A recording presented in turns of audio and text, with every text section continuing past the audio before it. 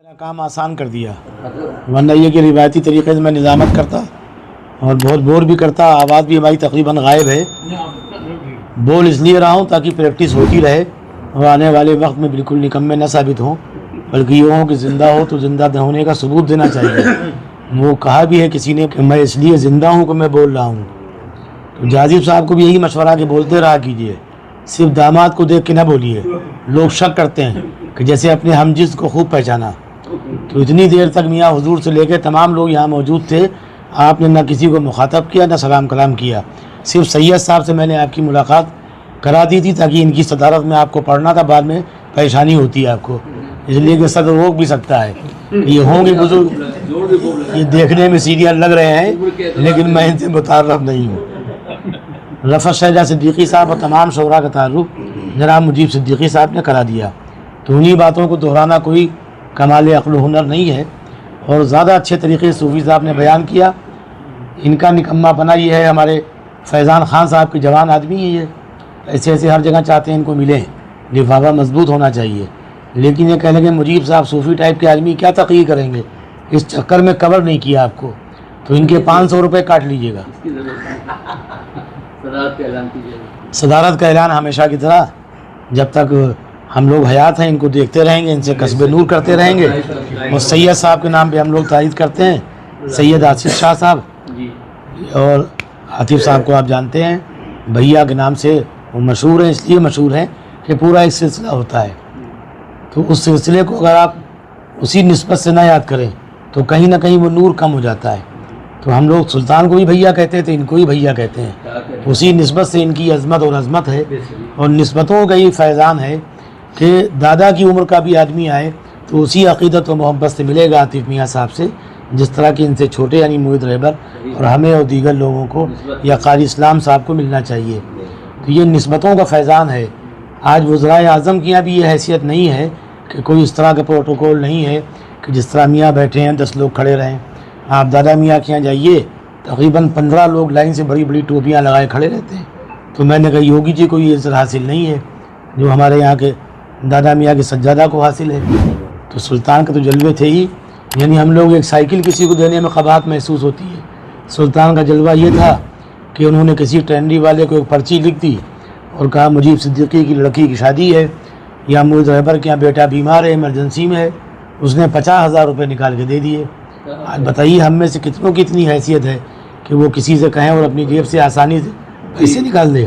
سب سے مشکل کام کسی کی جیب سے پیسہ نکالنا ہوتا ہے، لیکن جو لوگ دلوں میں جگہ بنا لیتے ہیں ان کے لیے سب کچھ آسان ہوتا ہے. یہ کام اولیاء اللہ کا ہے، بزرگوں کا ہے. اسی لیے ہم لوگ پڑھے لکھے ہوں یا غیر پڑھے لکھے ہوں، ہمیں خانقاہوں سے اپنا تعلق مضبوط تر رکھنا چاہیے. اس لیے کہ جو آداب مسجدوں سے ختم ہو گئے وہ آج بھی خانقاہوں میں برقرار ہیں. یہ آپ کسی بھی مرید کو دو زانو بٹھا سکتے ہیں صبح سے لے کے رات سے صبح صادق تک، لیکن مسجدوں میں اب ایسا نہیں ہے. وہاں طرح طرح کی نمازیں ہیں، طرح طرح کی اقامتیں ہیں، طرح طرح کی اذانیں ہیں. حد ہے کہ ایک طبقہ ایسا آ گیا ہے کہ جس کے یہاں بھیڑ بکری کا مسئلہ ہے کہ بھیڑ اندر سے نکل جائے کہ بکری نکل جائے، تو نماز کئے بجے پڑھیں گے. تو پہلوانوں کے لیے تو مسئلہ آسان کر دیا، لیکن ایک ہی صف میں کھڑے ہو گئے محمود و ایاز، وہ مسئلہ کہیں نہ کہیں سے کمزور ہو گیا ہے. خدا کا شکر ہے خانقاہیں جوڑتی ہیں، توڑتی نہیں ہیں.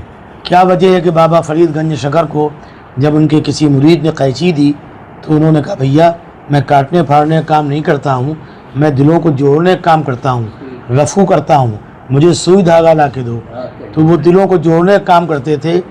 تمام امت محمدیہ اور تمام جو اولیاء اللہ کا سلسلہ ہے ان کا پیغام محبت ہے، یعنی جہاں تک پیغام پہنچ جائے یہی ان کا مشن ہے، یہی کامیابی ہے.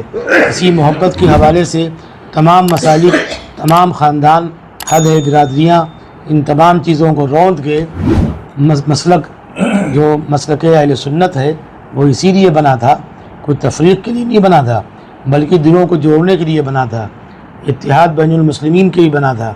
آج دنیا میں کہیں کاٹا مارا جاتا ہے آپ کو تو کوئی پوچھتا نہیں آپ کس قبیلے سے آئیں، بلکہ وہ غلطی سمجھ لیتا ہے کہ مسلمان ہیں تو سمجھیے آپ کا وجود خطرے میں ہے. تو ہم لوگ مسلمان بھی نہیں بلکہ ایک درجہ اوپر اٹھ کے محمدی بن جائیں. ہمارے شاعر کا پیغام ہے کہ نہ دیوبندی نہ کوئی بریلوی ہوں میں، میری شناخت یہی ہے محمدی ہوں میں. اور ہم لوگوں کا عذاب یہ ہے کہ ہم سب کچھ ہیں محمدی نہیں ہیں. یہی علامہ اقبال نے بھی کہا تھا۔ تو سلطان کے بھی در میں جگہ سب کے لیے تھی، اور عاطف میاں صاحب کی بھی حیات میں، ان کی موجودگی میں، ان کے سرپرستی میں سب کے لیے گنجائش ہے۔ سرپرستی ہمارے صاحب سجادہ فرما رہے ہیں، یعنی صدر کے بھی سرپرست یہی ہے۔ کبھی کبھی صدارت تو بگڑ جاتی ہے تو ان کو بھی سنبھالنے کے لیے کوئی ہونا چاہیے۔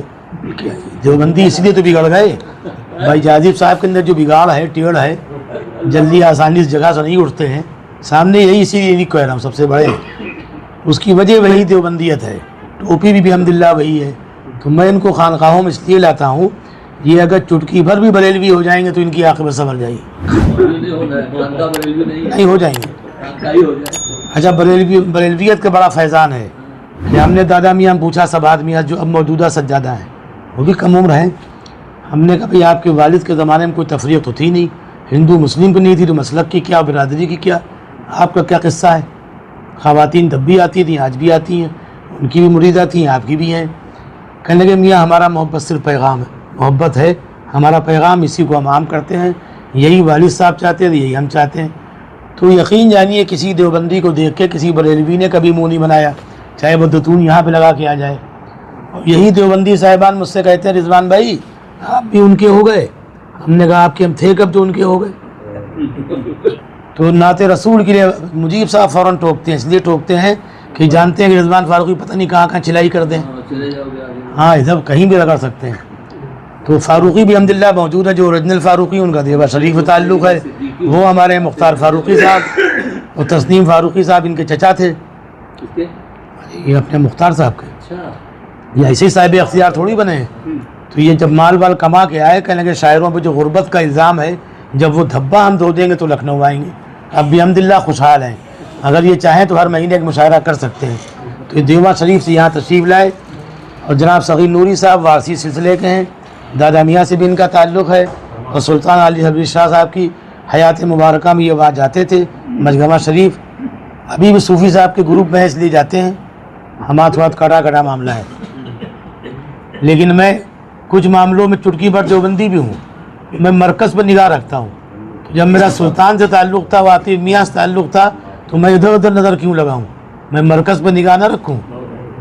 تو مرکز پہ ہماری نگاہ ہے، باقی سب لوگ خود ہی اپنے ہو جائیں گے۔ خالی اسلام صاحب برسوں کے بعد ملے، اپنے لگے، اس لیے لگے کہ یہ خانقاہی آدمی ہے، یہ خامخواہی ہوتے تو ہم کو نہ پہچانتے۔ بہرحال میں نعت مبارک کے لیے دعوت دیتا ہوں، حقیقی بھائی ہیں جناب مجیب صدیقی صاحب کے، صغیر احمد صاحب، نام ہی صغیر رکھا ہے تاکہ چھوٹے کہے جائیں، اور حرکت ان کی یہ ہے کہ ہر قصبے میں 2-3 شاگرد ان کے ہیں، لیکن سگے بھائی کو مقتے کے ساتھ شیئر کبھی نہیں دیے، تاکہ یہ لگے کہ ہمارا گھر میں ہمارا چراغ روشن ہے۔ تو آپ تشریف لائیے جناب صغیر صاحب، اور اپنے کلام سے نوازیے، مقطع انہی کا ہوگا، کلام تاکہ سمجھا جائے انہی کا ہے، اور ترنم آپ کا بہت عمدہ ہے، پیسے سے جو ملے وہ رکھ لیجیے گا۔ اللہ وبرکاتہ۔ درود پاک شریف پڑھ لیں، اللہم صلی اللہ محمد وعلی آلہ وسلم۔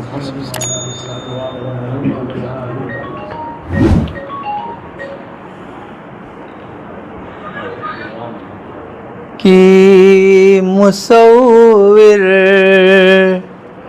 نے کچھ ایسی کلک آرائی کہ بس، کہ مصور نے کچھ ایسی کلک آرائی کہ بس، نقش اول کو ملی وہ حسن زیبائی کہ بس، کہ مصور کتنی بابرکت حرا کی تھی وہ تنہائی کہ بس، کتنی بابرکت حرا کی تھی وہ تنہائی کہ بس، اہل عالم کے لیے ایسی کتاب آئی کہ بس، اہل عالم کے لیے ایسی کتاب آئی کہ بس ایک عرب کیا نظم عالم ہی بدل کر رکھ دیا. ایک عرب کیا نظم عالم ہی بدل کر رکھ دیا. تیرے صدقے وقت نے لی ایسی انگڑائی کہ بس تیرے صدقے وقت نے لی ایسی انگڑائی کہ بس. اے گلے باغ نبوت تیری آمد کے نثار. اے گلے باغ نبوت تیری آمد کے نثار. گلستان دہر میں ایسی بہار آئی کہ بس گلستان دہر میں ایسی بہار آئی کہ بس. اور حضور دیکھیں ارتقاء کی سمت پہ ہم ہے رواں فکر بشر. ارتقاء کی سمت پہ ہم ہے رواں فکر بشر. بخش دی اقران ایسی علم و دانائی کہ بس بخش دی اقران ایسی علم و دانائی کہ بس. اس شعر دیکھیں حضور. رشک شاہان جہاں کو ہے تیری تقدیر پر. رشک شاہان جہاں کو ہے تیری تقدیر پر. اے حلیمہ تو وہ دولت اپنے گھر لائی کہ بس. اے حلیمہ تو وہ دولت اپنے گھر لائی کہ بس. رشک شاہان جہاں کو ہے تیری تقدیر پر. اے حلیمہ تو وہ دولت اپنے گھر لائی کہ بس.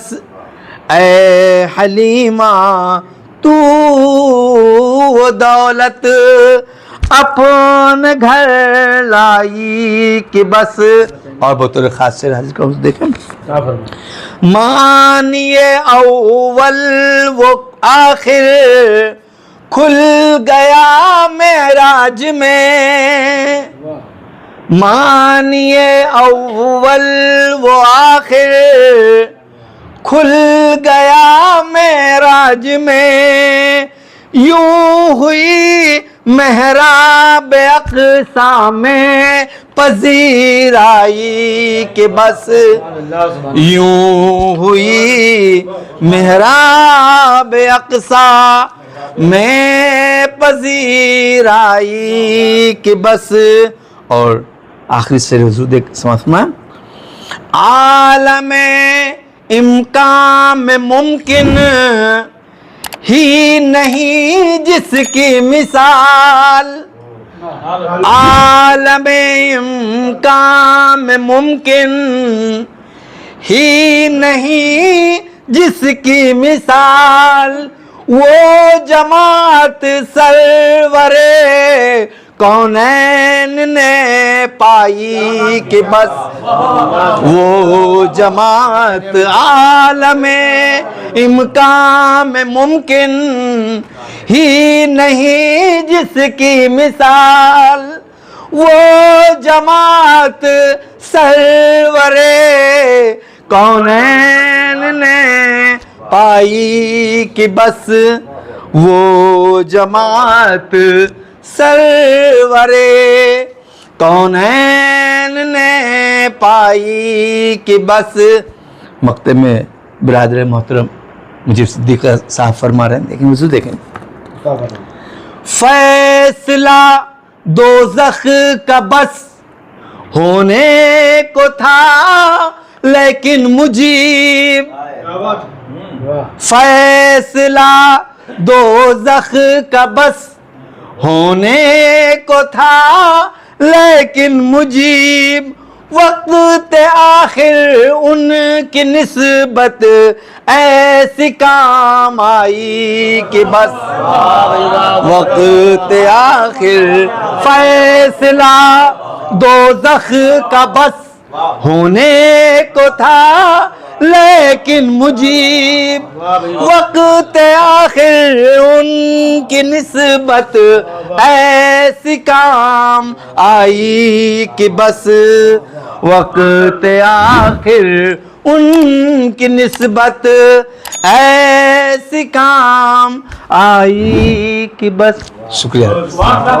جس طرح نبھایا ہے اس میں آپ کی استادی ہے، فنکاری ہے، خوش عقیدگی ہے، اس کے لیے آپ قابل مبارکباد ہیں. لرن آن لائن کی جانب سے آپ سے بس اتنی التجا ہے کہ ہمارے اس پروگرام کو لائک، شیئر اور سبسکرائب ضرور کریں، ساتھ ہی بیل آئیکن دبانا نہ بھولیں جس سے ہماری ہر ویڈیو آپ تک اپلوڈ ہونے کے ساتھ ہی پہنچ سکے. شکریہ.